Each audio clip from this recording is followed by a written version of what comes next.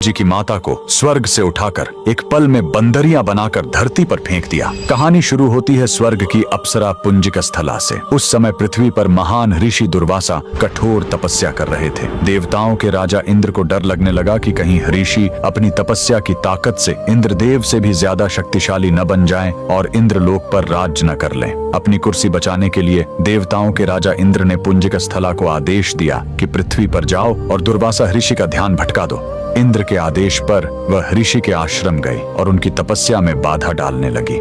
ऋषि दुर्वासा ने गुस्से में आंखें खोली और उसे श्राप दे दिया। तूने एक चंचल वानर की तरह हरकत की है, जा पृथ्वी पर तेरा चेहरा भी वानर जैसा हो जाएगा। अप्सरा ने रोते हुए ऋषि के पैर पकड़ लिए। तब ऋषि ने दया दिखाई और मुक्ति का उपाय बताया। जिस दिन तुम भगवान शिव के 11वें रुद्र अवतार को जन्म दोगी, तुम वापस अप्सरा बन जाओगी। इसी श्राप के कारण उस अप्सरा ने पृथ्वी पर वानर राज कुंजर के घर बेटी के रूप में जन्म लिया, जिनका नाम अंजना पड़ा। बरी होने पर उनका विवाह महान वानर योद्धा केसरी से हुआ, लेकिन श्राप से मुक्ति पाने के लिए उन्हें एक पुत्र की आवश्यकता थी। इसलिए माता अंजना ने हम्पी के इसी अंजनाद्रि पर्वत पर भगवान शिव की घोर तपस्या की। सालों की तपस्या से शिव जी प्रसन्न हुए और वायुदेव के माध्यम से अंजना के गर्भ में दिव्य शक्ति स्थापित की। और तब इसी पहाड़ी पर जन्म हुआ बजरंग बली का। हनुमान जी के जन्म लेते ही माता अंजना का श्राप टूट गया।